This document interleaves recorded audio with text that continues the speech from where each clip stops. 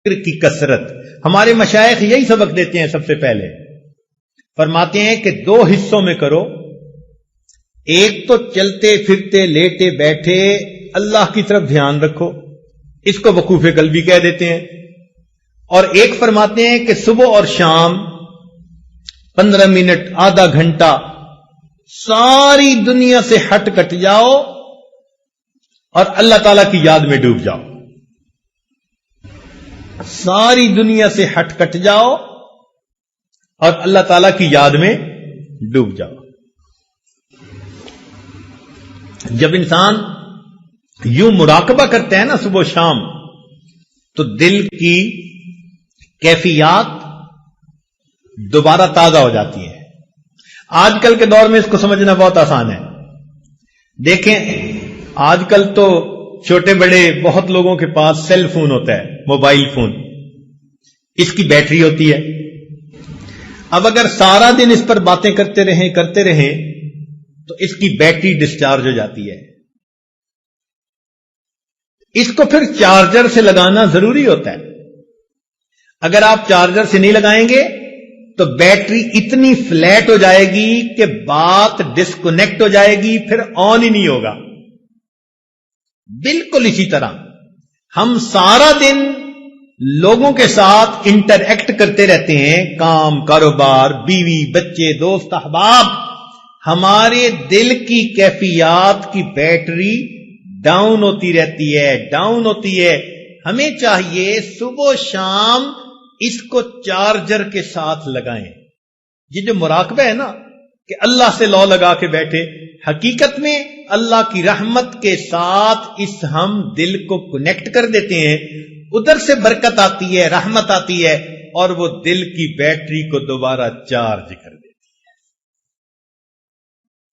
اس لیے صبح و شام کا ذکر بہت ضروری. یہ پہلا سبب. دوسرا سبب جس سے دل زندہ ہوتا ہے وہ ہے تلاوت القرآن. آدمی کم از کم 1 پارہ روزانہ تلاوت کرے. بہت مشکل ہو تو چلو آدھا پارہ. کوئی دن زندگی کا اللہ تعالی کی یاد کے بغیر نہ گزرے، تلاوت قرآن کے بغیر نہ گزرے. ہمارے ان لاز کے ایک بزرگ تھے، دارالعلوم دیوبند سے انہوں نے فراغت حاصل کی تھی. میری ایک مرتبہ ان کی ملاقات سوات میں ہوئی تو وہ کہنے لگے کہ میں امام العلماء والصلحاء حضرت خواجہ عبد المالک صدیقی رحمت اللہ علیہ سے بیعت ہوا، اور اس وقت انہوں نے فرمایا کہ 1 پارہ روزانہ تلاوت کرنا. فرمانے لگے کہ آج اس بات کو کہے 43 ایئرز گزر چکے ہیں، ان 43 سال میں ایک دن بھی میرے قرآن کی تلاوت میں ناغہ نہیں ہوا. جب ایسے لوگ اللہ کے سامنے نام اعمال لے کر جائیں گے ہمیں کتنی شرمندگی ہوگی کہ ہمارے کتنے دن تلاوت کے بغیر جا چکے ہیں. اب دیکھو 43 سال، سردی بھی، گرمی بھی، صحت بھی، بیماری بھی، دیس بھی، پردیس بھی، خوشی بھی، غمی بھی، 100 عوارض ہوتی ہیں، مگر وہ کہتے ہیں میں نے 1 پارے کی تلاوت پکی کر. چنانچہ عبداللہ ابن عباس نے فرمایا کرتے تھے من احب القرآن احب اللہ ورسولہ. جو شخص قرآن سے محبت کرتا ہے وہ اللہ رب العزت اور اس کے رسول سے محبت کرتا ہے، اور اللہ اور اس کے رسول اس بندے سے محبت کرتے ہیں.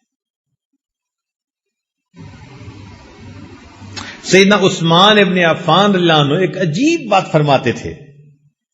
ان کو قرآن مجید کے ساتھ بہت عشق کا تعلق تھا، حتیٰ کہ ان کی شہادت بھی قرآن مجید کی تلاوت کرتے ہوئی.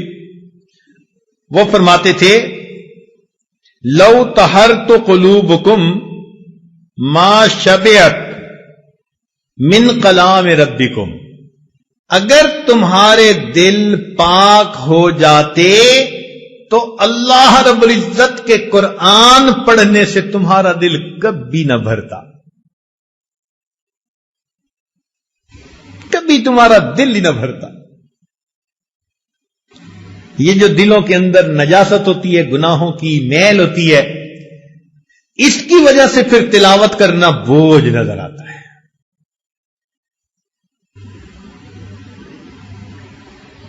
لاہور میں ایک مسجد میں درس قرآن دینے کا موقع ملا، تو جو وہاں کے امام خطیب تھے وہ کہنے لگے حضرت میرے ہاں ناشتے پہ چلیں۔ ہم ان کے ہاں چلے گئے۔ وہ بتانے لگے کہ حضرت میرے والد عاشق قرآن تھے۔ میں نے انہیں کہا کہ بھئی ہمیں ناشتے میں اتنا لطف نہیں آئے گا، آپ اپنے والد کی باتیں سنائیں، ہمیں اس میں مزہ زیادہ آئے گا۔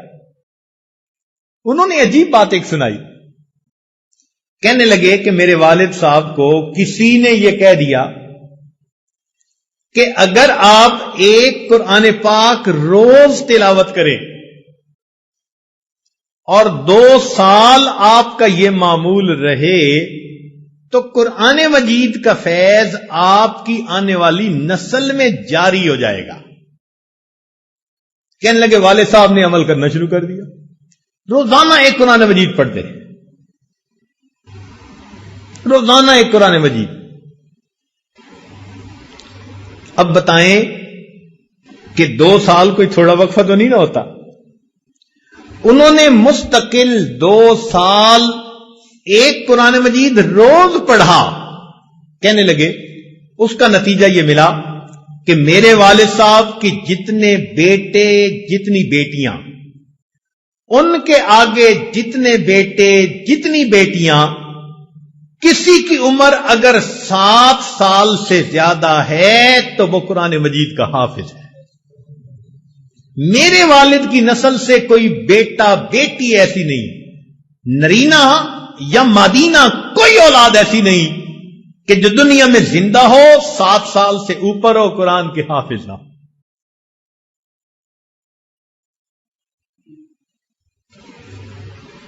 اللہ اکبر کبیر۔ محبت والے لوگ ابھی بھی زندہ ہیں۔ ہمیں شجاع آباد کی طرف ایک جگہ جانا پڑا، اسے کہتے ہیں حافظ والا۔ واہ میرے مولا، اس پورے گاؤں کے اندر ایک گھر ایسا نہیں جس میں کوئی عورت یا مرد اللہ کے قرآن کا حافظ نہ موجود۔ پوری بستی کے اندر کوئی ایسا گھر نہیں۔ ابھی کچھ لوگ باقی ہیں جہاں میں، تو بھائی وہ تو پورے قرآن کی تلاوت کرتے تھے۔ ہمارے لیے ایک پارہ تلاوت کون سا مشکل کام ہے؟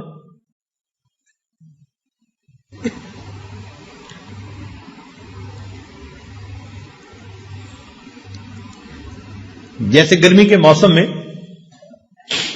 ایک آدمی صحرا کا سفر کر رہا ہو نا، پسینہ آیا ہوا ہوتا ہے، حلق خشک ہوتا ہے، اور جی چاہتا ہے کہ پانی کا قطرہ کہیں سے مل جائے۔ اب ایسے بندے کو اگر ٹھنڈا اور بہترین شربت دیا جائے، وہ کتنی رغبت سے اس شربت کو پیتا ہے۔ اللہ والے اللہ کے قرآن کو اسی طرح پڑھتے ہیں کہ ہر آیت پڑھتے ان کو یوں مزہ آتا ہے جیسے پیاسے بندے کو شربت پینے کا مزہ آ رہا۔ آج کل کے نوجوان آئس کریم کھاتے ہیں، جی ونیلا آئس کریم، اچھا بھائی، کہتے ہیں جی کہ بس اس کو کھائیں تو ہر دفعہ کھانے کا مزہ۔ اللہ والوں کے دل کی یہی کیفیت، ان کو قرآن مجید کی ہر آیت پر اس طرح مزہ آتا ہے جس طرح ہمیں آئس کریم ہر دفعہ منہ میں لے جانے کا مزہ آتا ہے۔ اصل میں ہم اس مزے سے واقف نہیں نا، اس لیے، ورنہ آسان کام ہوتا ہے عشاء کے وضو سے فجر کی نماز پڑھ لینا۔ 40 سال عشاء کے وضو سے فجر کی نمازیں پڑھی ہمارے بزرگوں نے۔ وہ رات کے اندھیرے کے اس طرح منتظر ہوتے تھے، ہم تہجد پڑھیں گے جس طرح دلہا اپنی دلہن سے ملاقات کے لیے رات کا منتظر ہوا کرتا ہے. اس لیے کہتے تھے کہ لوگوں کا دن سورج کے طلوع ہونے سے شروع ہوتا ہے اور ہمارا دن سورج کے غروب ہونے سے شروع ہوتا ہے. امام راضی رحمت اللہ علیہ فرماتے تھے اللہ دن اچھا نہیں لگتا مگر تیری یاد کے ساتھ، رات اچھی نہیں لگتی مگر تجھ سے راز و نیاز کے ساتھ. مجھ کو نہ اپنا ہوش نہ دنیا کا ہوش ہے، بیٹھا ہوں مست ہو کے تمہارے جمال میں، تاروں سے پوچھ لو میری روداد زندگی، راتوں کو جاگتا ہوں تمہارے خیال میں. اللہ کی یاد میں راتوں کو جاگتے ہیں.